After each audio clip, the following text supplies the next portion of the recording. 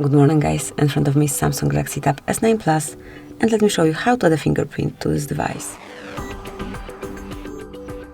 First enroll the list of all apps and go to settings.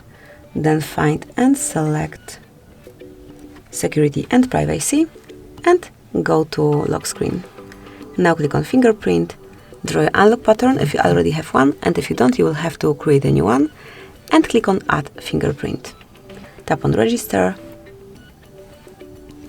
And as you can see here is your fingerprint sensor, so all you have to do is to keep tapping till it is fully added. Just lift your finger up and then place it on the sensor till you see the 100% here.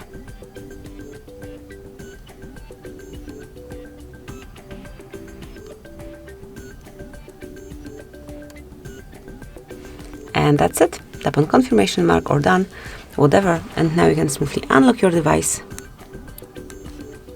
with this fingerprint only. So that's it, that will be all. This is how you can activate fingerprint. Thank you for watching.